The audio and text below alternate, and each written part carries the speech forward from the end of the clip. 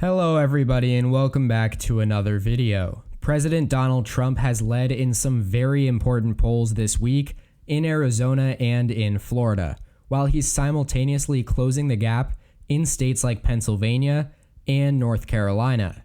If he wins all four of these states, he is almost certain to win re-election, as you can see here on this map.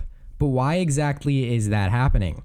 In Arizona, although Biden still holds a 3.5 point lead, according to 538's polling average, Trump has led in two very significant recent polls. First is the ABC News and Washington Post, an A+ graded pollster, which had him up 1 point on September 23rd. And then there's Data for Progress, a Democratic-leaning pollster that had him up by 1 as well, this time on September 25th.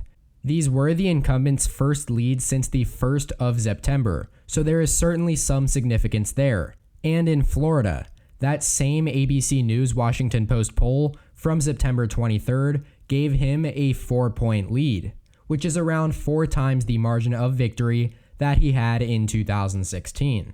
Now granted, this could certainly be just an outlier, but those are extremely rare for A+ graded pollsters. And furthermore, the latest poll before this one that had Trump leading was also conducted by an A+ pollster, this time Marist College.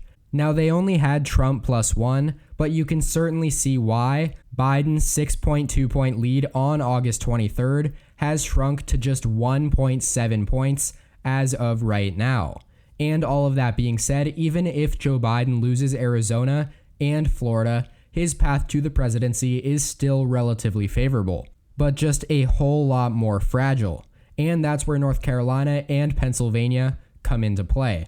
I've never really been very confident in Biden's chances at flipping Trump's 3.5 point 2016 win in North Carolina, even when he was leading by 2 to 3 points throughout the summer.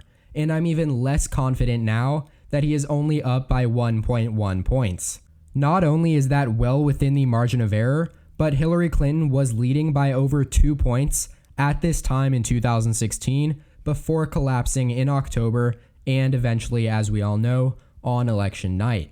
The only really positive thing Democrats have going for them right now in North Carolina is Cal Cunningham's performance against incumbent Senator Thom Tillis. But putting all of that aside, I would actually say that while Arizona is still tilting slightly towards Biden, even with these polling changes, Florida and North Carolina are actually tilting red.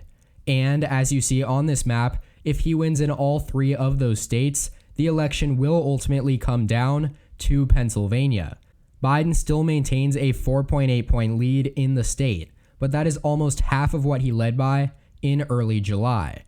And Trump has actually not led in an individual poll since late July. So I would still say that Biden's home state advantage is rather strong.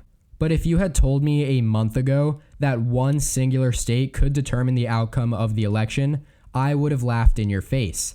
I mean, seriously think about it. Because 2 months ago, we were thinking about realistic scenarios in which Joe Biden reaches 400 electoral votes. Now, a lot has obviously changed, and I expect a lot more to change as well throughout October and off the back of the debates. Nevertheless, that does it for today's video. Let me know what you guys think in the comment section down below. I hope you all enjoyed. If you did, please make sure to like and subscribe to the channel down below, as well as check out more content here. Thanks so much for watching and tune in next time. EP out.